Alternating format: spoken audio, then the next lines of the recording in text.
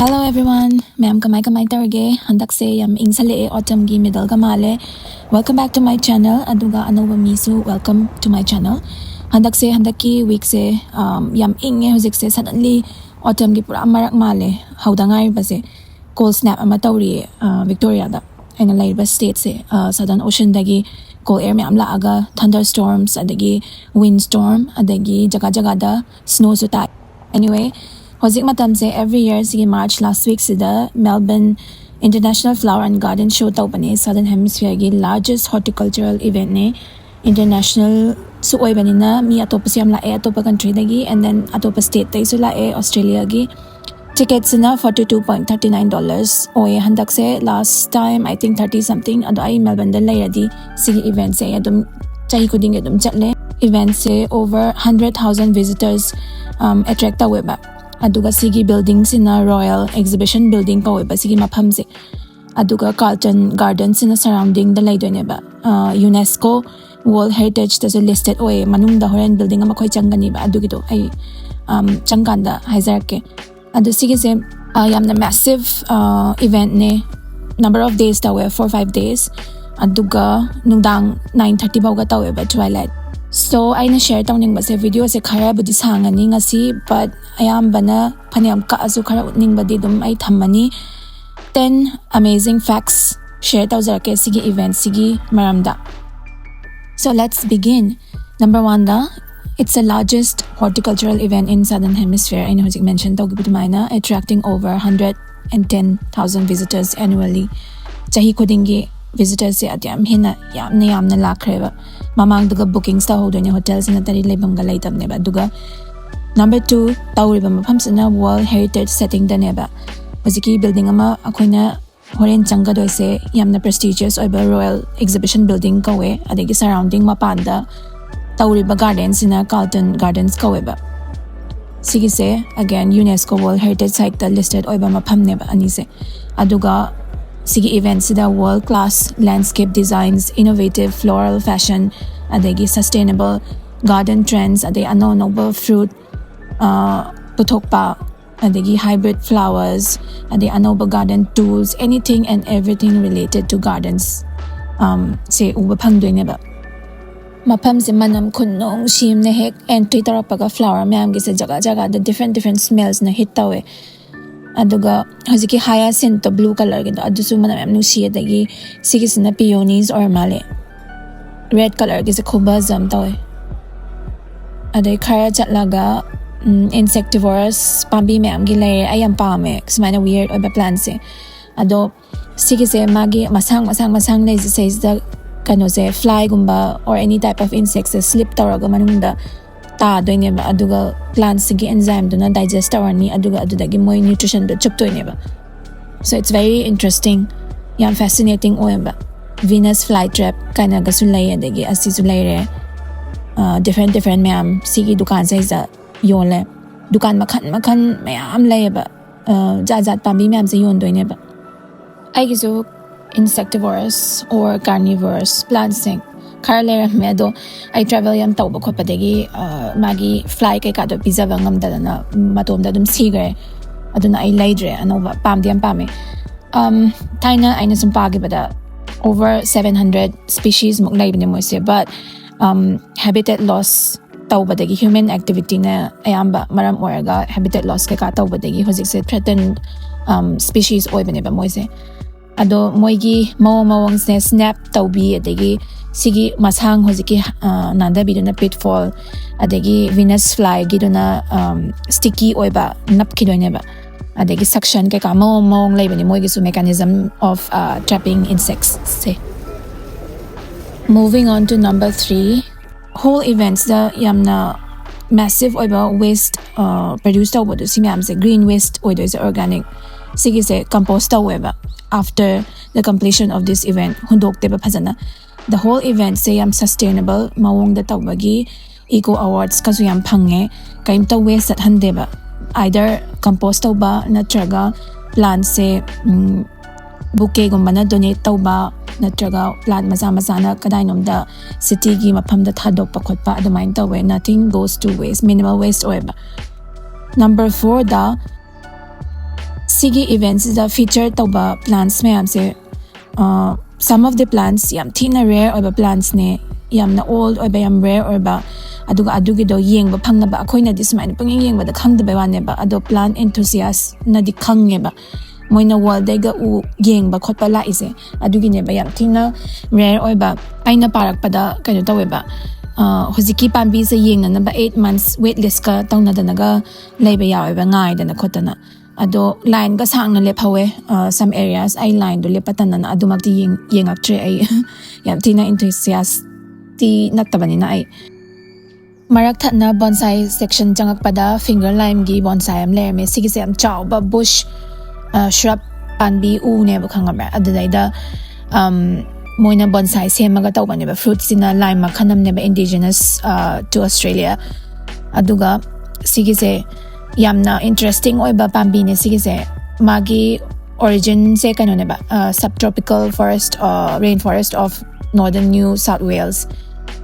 adegi Queensland ne ba subtropical oiba se nonga dum taraga wet and warm moist oiba laibane ba moigi adugi states to adugi mafam do aduga moise yam thina high content in vitamin C folate potassium vitamin E aduna thaina dagi yam chane ba indigenous mina yam chai ba variety of colors ta su phang bane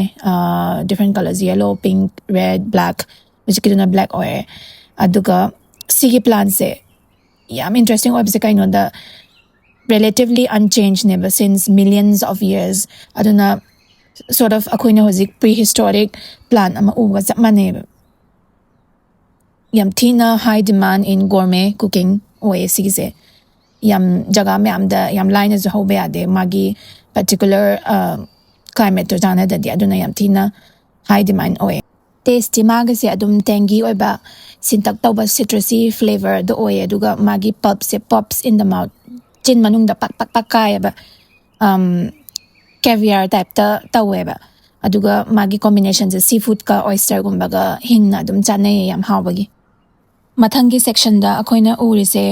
xanthoria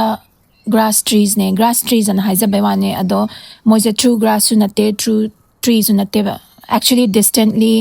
related to lilies neba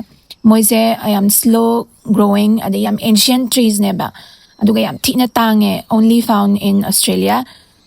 da khatang phange aduga some of them can live up to 500 years seasona utlibasina bottle tree ne 8 years suraba sisu yam tange almost $5,000 ne sisu yam ancient tree makhana mani sida dukan size da leho base up to 300 years muk suraba trees hojiki grass trees e adum leho ba adu moyi paisa se am tange ina khunba millionaires naga leidoine ba moyi garden da thamna ba so it costs around $5,000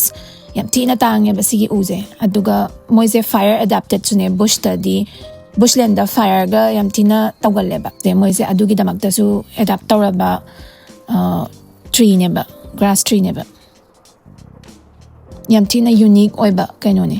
tree ne jagup ga lawba ne appearance mathangda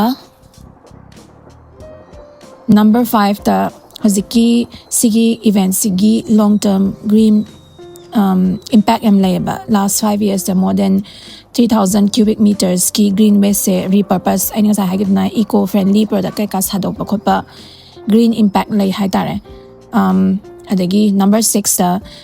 economic impact am lay ba sigi event sigi valued approximately 9 million dollars 9 million AUD se Victoria state ta pusalak to ne ba every year sigi events na tawba dagi number 7 sigi se events se set up tawba da 100 hours mukchang ne ba mayam se florist mayam ga adagi moi sigi subject se da yam expert sing se yam na high end artistic and functional landscapes kasu mayam landscaping da yam hairaba adagi architecture da hairaba ko moi mayam se tanaraga sigi events se 100 hours muk chang na prepare taw doine ba adagi building manung dudai da cinema pandani da na mapandana plan se mayam exhibit su tawrani adagi chabam thakpam mayam su laye mayam se hang out tawraga yam chawna tawbani na mayam se wa khotana tawdana bana adu kaisu cheksalle chana thaknaba loin lei music live music su lei aduga manungda building nga lega changdoi se building se manungi se completely transform tawdoi ne ba yam tina building gi entry hek tawbagi si mapandadi jaga dugi manam khatang namme ba dukan suppose rose ki dukan na rose manam ade hyacinth ki dukan na hyacinth ade tulips ki dukan na ama so on but hosiki building manung du di enclosed or ba space na as kana na manam na fragrance na pra hit tawe adugi do more than 500 exhibitors na punsallaga exhibit myam sem doine ba florist school gi university gi competitions myam ga sule student marakta de ahai ba sing gisu exhibit lay saiza pansy gi myam gi section lere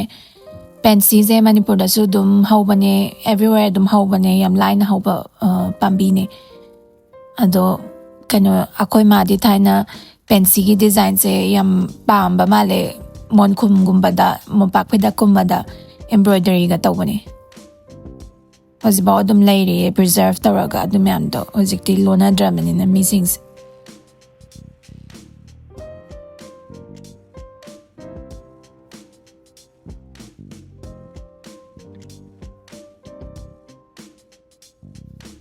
asida rose ki section laibagi rose ki manam nam toy lore khunung shim rose is a variety mayam ne putho ise different colors le hawe aina amuk phawba uza driba colors ka le hawe purple adigi blackish oibaga se ai ada ai favorite flower ure yam excited oi every time I see pambi se over the yam tina excited oi aina si pam se limitless ne aina si pam se magi protea se makhan yam like ko kanyo ne ba ma se yam tina interesting phazaba and then so many interesting facts about proteas is one of the oldest flowering plants on earth never origin se magi roughly dating back to 300 million years dinosaur era da adugi matam dai ne moina laina ise so that makes them a true living fossil aduga sige mase national flower of South Africa ne aduga yam tina fire resistant oiba adegi kano se magi maming sina as a Greek mythology yam parme thaina loina punjal laga sigi flowers da ina pamba loina yawe history daina mythology daina anyway Greek god Proteus to adudagi mingse thon gi bane ba magi protea na haise aduga mase yam tina ancient of a survivor ne sigi Australia da supercontinent Gondwana or midana adudagi matik kar go hozik modern day Australia as lebe mane aduga magi makhan forms variety adagi size adagi different colors ke kasu yam leko adagi yam tina honey ke kasu ya bees na yam gal lebe mase hoziki akoi rose taina kai taina mayam lei horido adu mayam du to aga bee mayam size loina meba adigi mase yam na tina massive oiba chaw bus lei nga lega ya kani adiduna king protea kind of kaweba koi da natana magi pollinators se yam diverse oye birds na sudum tawe insects adegi bats sekpido adegi even small mammals possum kai kana sudum taw baneba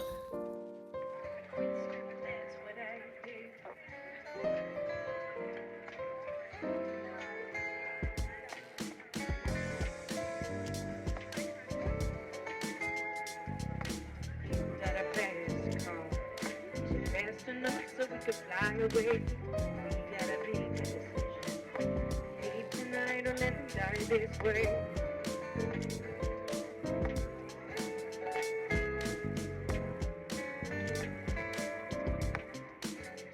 Somnakan gi whole side se native plants ki dukan myam oye adegi adi mamangda na live music ka khonge adegi right side na jabam thakpam coffee adegi snacks ke ka jabam leire mayam se dum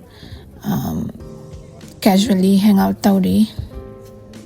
adagi sigi mamangdasu dahlia chrysanthemum kekagi display lay mathang de saisa red color gi plant ama uri se sigi se lay man bane ba adagi tong thorok pa fruit ka man bane but magi just flower ne ba Swansonia formosa na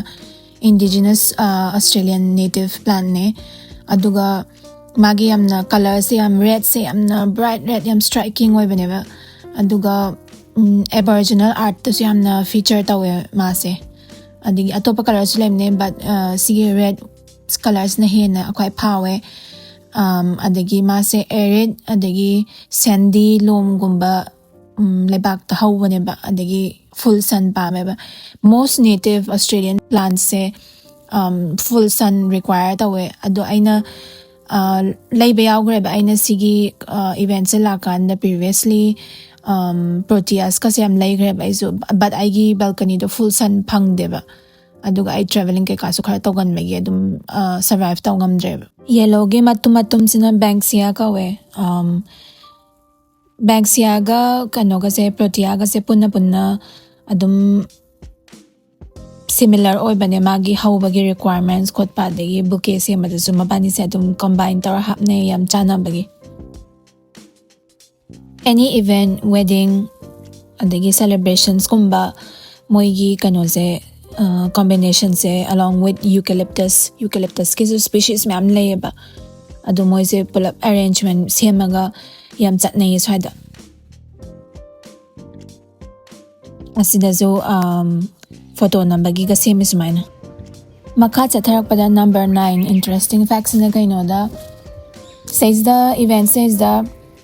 plants ki everything related whether art or product or ma'am से ma'am feature तवे बा artist के का दगी local farmer adum moi ma'am से ना product तो इन्हें बा moi की products तो अदाई दा honey से मैम खांगम बस ये honey से मागी flavor से primarily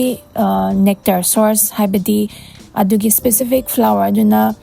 determine ताऊ बने बा particular खोही honey की flavor से color su adagi manam su adagi taste se aduga mild oi basu like dark oi basu like different lay ba adaida sigi event says the hoziki protea gi honey kai ka se yamna rare oi ba world da adu me am du su yam tho e degi banksia ha gi bado adugi du so yam tho e ado mi am yam lainei medicinal ne su consider tong na ye adumaina honey se adugi hadi medicinal oba flower dagi source to bo or tar de adugi to yam high demand the labor special mention the lavender honey se am how high floral or herbal oba adagi Australia gi oba eucalyptus ki species am ya meba probably dunia da kwa adagi eucalyptus species labor se Australia or ngani eucalyptus tagi source to bahani se magi mapandu dagi adu honey bina tawraga source to bahani se yamna bold or ga yam earthy or ga medicinal ne na ta yamna tang na yole me amne yam pam ne adu nusit yam kan na sikale e nong le nusit tawrak tore nong su kitang kek ba hore ado tanza seza manung da ngasagi Royal Exhibition gi building si manung da changasi manung da hek changak pagamanam nungsi ba mayam na hit tawe competition में आम तौरी exhibit में आम उले आइना मुन्ना खंग दबाई वान्या दो flower plant enthusiast में आम ना मोई expert सिंग ना मोई different flowers के मरम दा कहीं नो याम ता हाईरी share तावे दगी notes का सुयम ना इनाये आइडी मथंग येंग बचलुगे ना building से सुयम चावे बा अदुना अदुम मथंग येंग बचले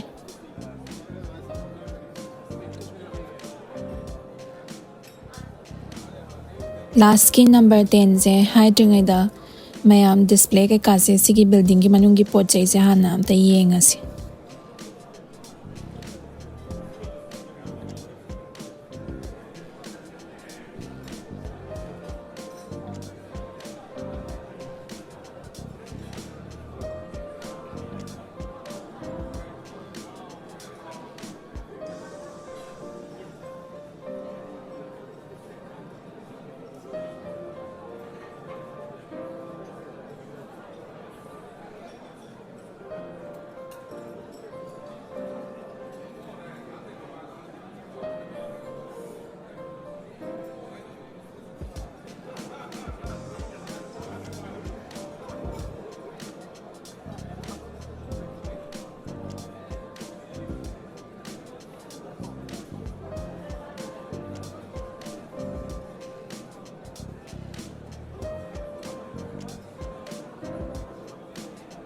ꯁꯤꯒꯤꯁꯦ sunflower ꯃꯑꯣꯡ ꯑꯃꯅꯦ ꯃꯈꯜ ꯑꯃꯅꯦ ꯗꯥꯂꯤꯌꯥꯒ ꯃꯥꯟꯕꯅꯦ ꯑꯗꯣ sunflowerꯅꯦ ꯀꯩꯅꯣ ꯃꯔꯨ ꯌꯥꯎꯗꯕ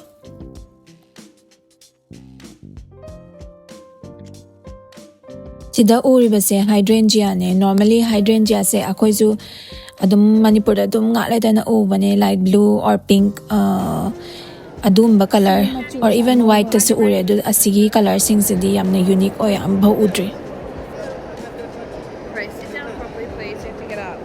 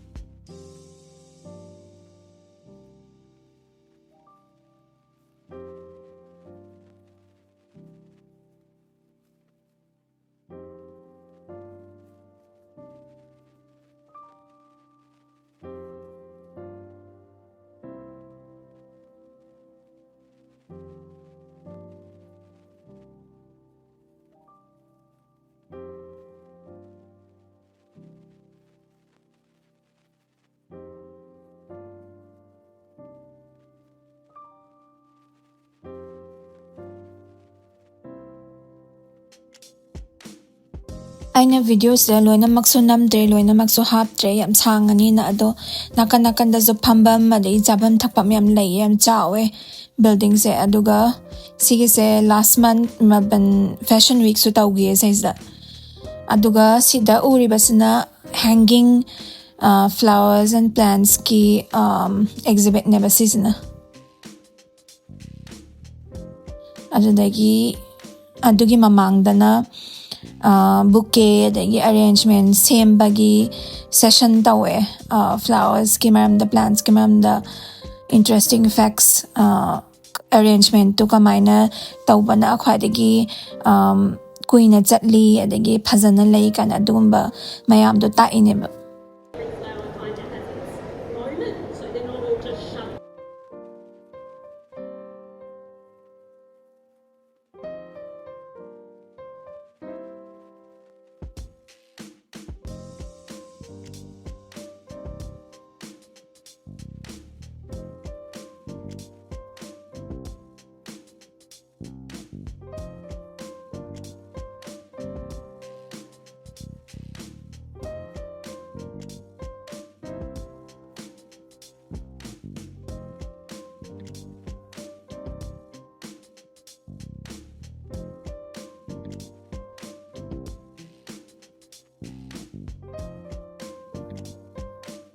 ꯁꯤꯁꯤꯒꯤ ꯔꯥꯏꯠ ꯁꯥꯏꯗꯇ ꯂꯩꯔꯤꯁꯦ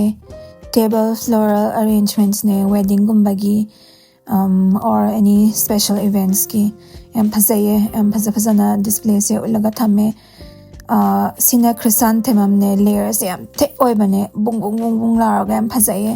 ꯃꯆꯨꯁꯤꯁꯨ ꯍꯥꯟꯅ ꯎꯗ꯭ꯔꯤꯕ ꯗꯥꯔꯛ ꯄꯔꯄꯜꯒ ꯌꯥꯎꯔꯤꯁꯦ ꯁꯤꯒꯤꯁꯦ ꯌꯥꯝ ꯐꯖꯩꯌꯦ ꯑꯗꯒꯤ ꯔꯣꯁꯇꯁꯨ ꯄꯔꯄꯜꯒ ꯂꯩꯍꯧꯋꯦ ꯌꯦꯡꯕꯗ ꯆꯦꯅ ꯁꯥꯕ ꯐꯦꯛꯀ ꯃꯥꯜꯂꯦ ꯌꯥꯝ ꯐꯖꯩꯌꯦ ꯌꯥꯝ ꯌꯨꯅꯤꯛ ꯑꯣꯏꯌꯦ ꯑꯗꯒꯤ ꯁꯤꯒꯤ ꯄꯤꯁ ꯂꯤꯂꯤꯒꯁꯤꯁꯨ ꯄꯔꯄꯜ ꯑꯗꯒꯤ ꯑꯣꯔꯀꯤड्सꯀꯁꯨ ꯌꯥꯝ ꯂꯩꯌꯦ ꯄꯦꯄꯔ ꯂꯣꯏꯅ ꯃꯥꯜꯂꯦ ꯐꯖꯃꯟꯈꯤꯗꯅ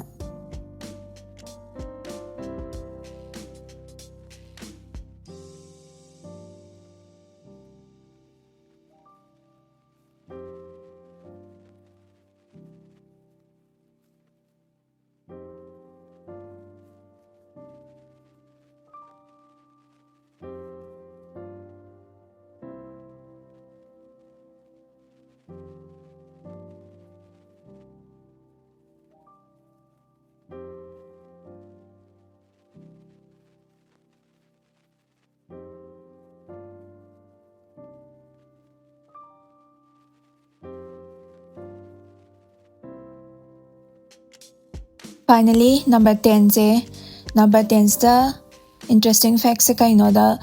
says the whole event se floral theme ne adugi matung ina chana thakna basisu pura floral theme oeba wine kai ka su pura flowers ne saba or flavor piba adugumba thoe adagi chana ba kano different cakes kumba lavender scone aduda I could thadok yada dana line lepa khotpa pot pa ba namdi namdre but I lavender scone nama try tawe and coffee adu lavender scone say scone ana laibado adu gido yam sweet oide savory oil scone dana aduga mayai da cream do lavender flavor oil purple ga oil ga adu gido yam hawe small try taw bane bite size ma'am thokpado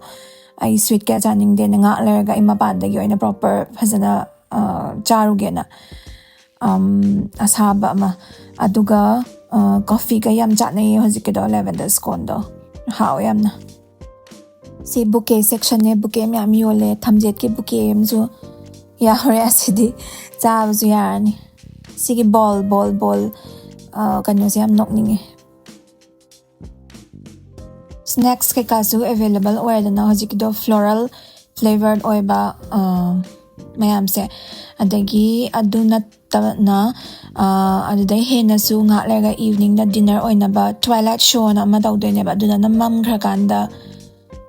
light mayam ga thalaga aduga greenhouse ki type to mayam set up taraga lay ma panda adu manung dudai da live music adagi show kharaga taraga floral themed aduga floral flavored gourmet food tawdoine ba dinner mayam se adu mayam se dates kai kaga yam chatnai aduna nungai bagi sida lay is a white orchid na yam thi na phajai paper ga male phajamana adagi kharchat laga side ta high tea event lay different snacks and wine all floral themed and flavor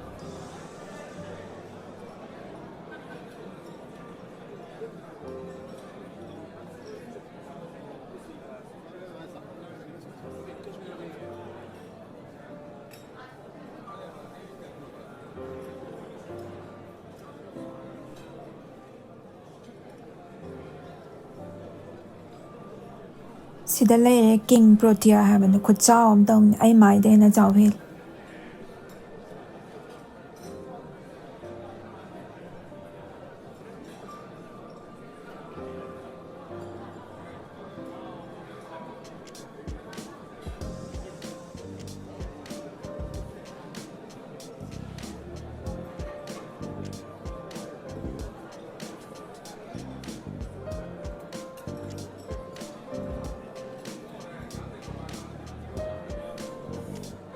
mathak ta mu kare ai se mathak sina art kayam laye degi yek pagi khot pagi session tobham zu laye adegi terrarium gi section nam zu lay terrarium sabagi section zu lay mathak ki balcony degi view se sida layer sigi royal exhibition building se REB haina su hai do 1880 the build tawgiba building na bam thina kuiraba one of the world's oldest remaining exhibition centers or not just in Australia world magi roofing ga se yam thina kuiraba building ne dome shape kano se feature se Florence ki cathedral gi dagi inspired oigiba architecture ni UNESCO World Heritage tana mase 2004 da add tawgiba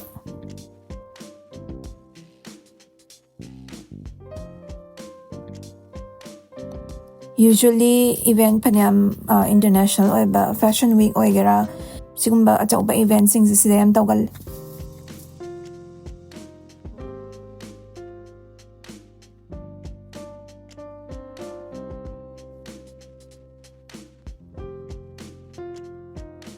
mathangi sections the laisana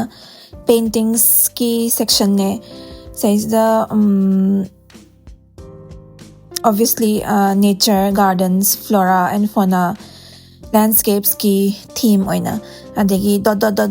tauba art ma'am yarisina aboriginal artwork neba moi gi painting singse asmaina dots na adum yeeba adagi books ka sudum yole adagi art sisu 3D oiba paint to adugi da thoklakpaga su yawe adagi asaiza amuba kai kasina wall daga thetnaba metal gi art neba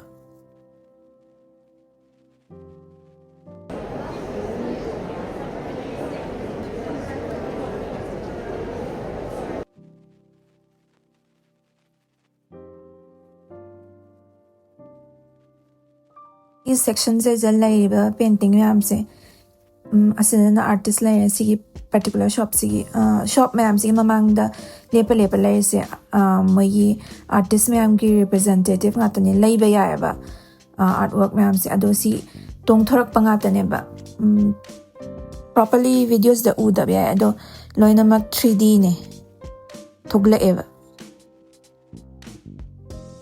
acrylic ka paint ka mix tawraga sema mal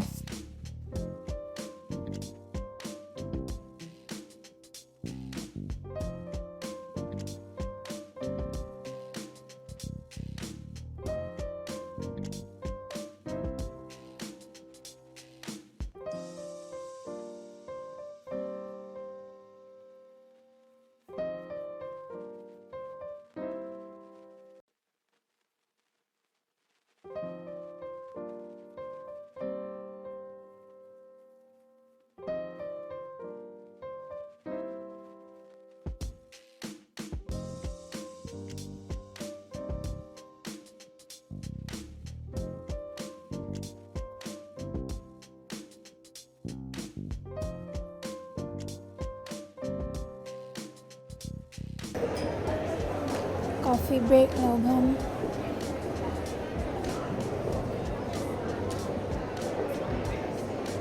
somnakangi whole sites na products floral nature fauna adugumba themed pochai ma'am yole earrings bags candles cosmetics beddings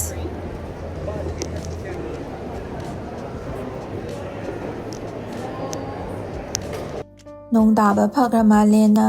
makhada mo kumthare sigi nakanjana rainforest subtropical forest macha type to saraga ama lerame picture plant kaga myam hapaga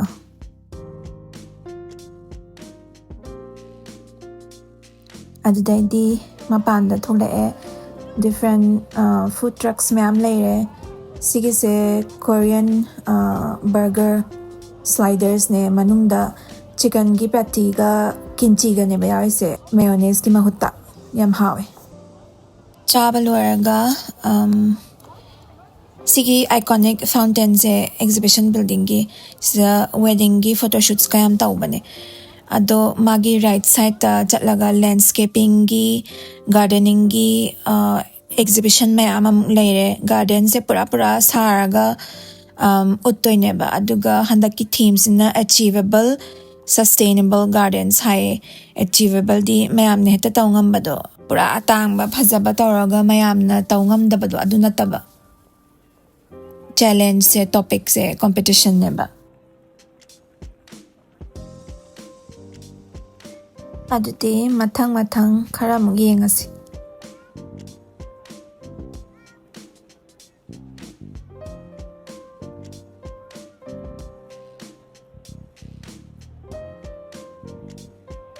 asigi apple gi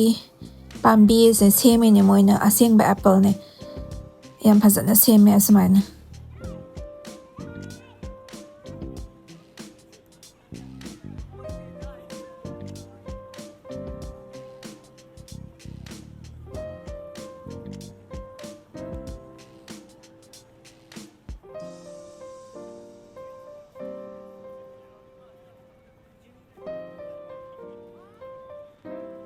mi amama mamang lepi se sigi garden sigi maram da high doineba plants ki detail adagi any ornament keka leiriba khotliba adagi cost bu oire plants si particular plants kamai grow tawdano adubu oire any type of question related to their gardens aduga sustainability da focus tawina ising taba khotpa su utle aduga ising sing se mangoi doine recycle system gi type ta loina tawdoine na hai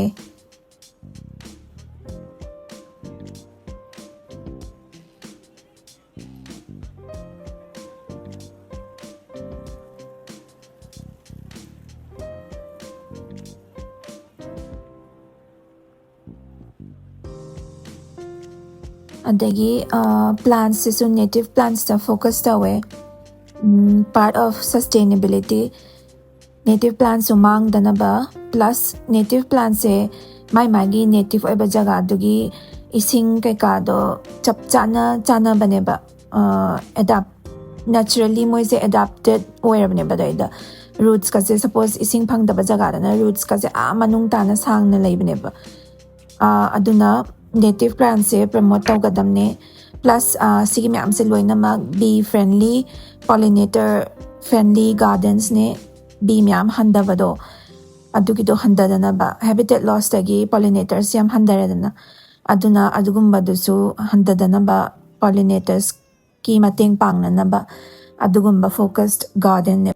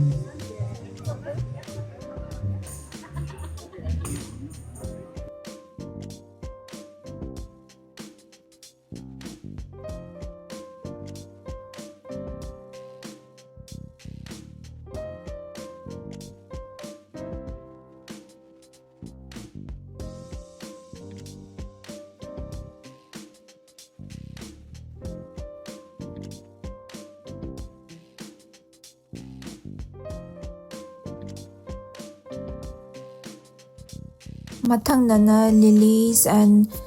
bulb kumbagi plant ki section adigi climbing plants water plants ki section dang la lilies kumba lotus kumba tulips adu myam adagi sigi mathangdamo vegetables ke kagi amung laidoine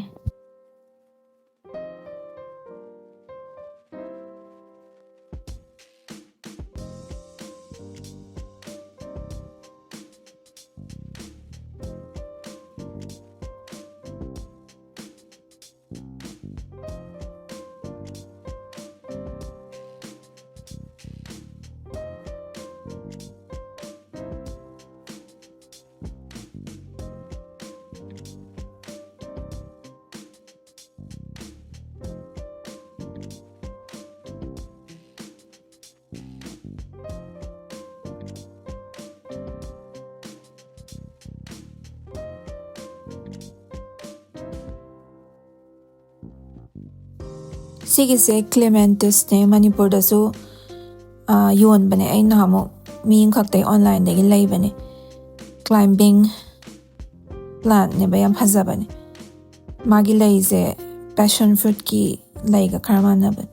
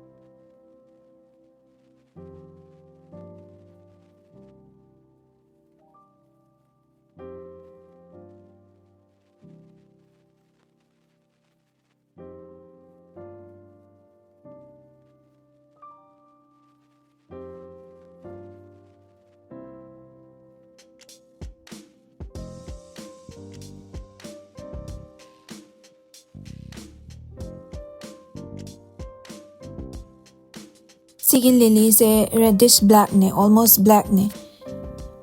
Asing badana hena darker oi, yam phazai. Gothic oi.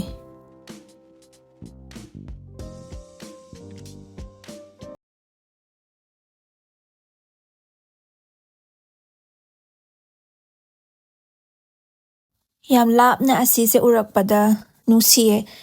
Mayam su khangam bayai. For those who don't know, sigi se English da crocus kawe maitai lon da Manipuri da laibak lay haina su khangna bane laibak da thingat laga hau bane ba. Ground flower haibane basically. Nusi bane yamna.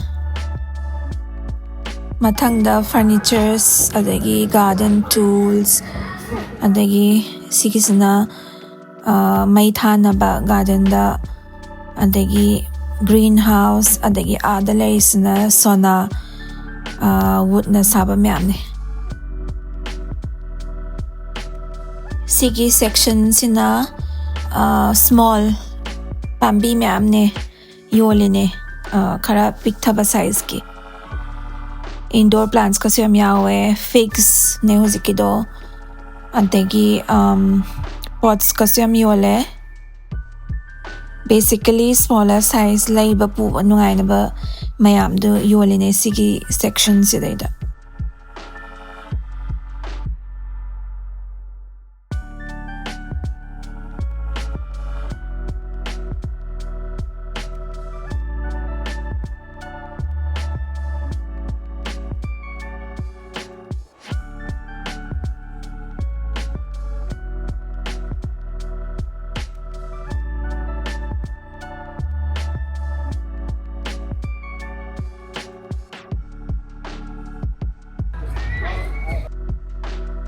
Sigi whole event says the anything display the labor ma'am say sige amamam galay sing so loy na book tawba yaba pot nga tane ba greenhouse ka kay so moy display da amam lay say moy gi sariba mi dun na moy gi product to adugi example mo line ba sige adum product booking taraga moy na dum deliver tarap tay ne landscaping se atay so may am lay re matang ay loy na magti utra ba ne but kara sum lambida thengna ba mayam do le exam inge wasale e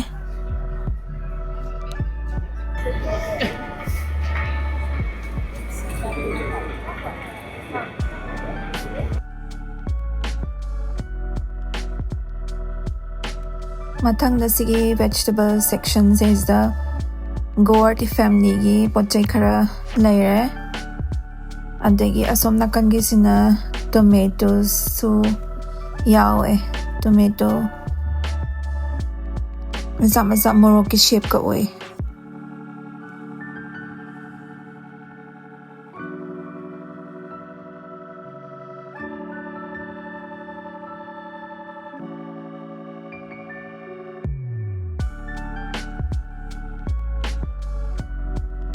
nong lay ni si type ta among matek tawra nga among to yam inge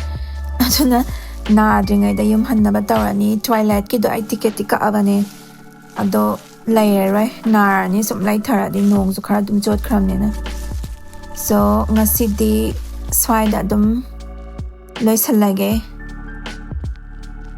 mathang jahi sa ay dum chakani. So for this year, bye. I hope you guys enjoyed this video. See you next time. Thank you for watching. Bye.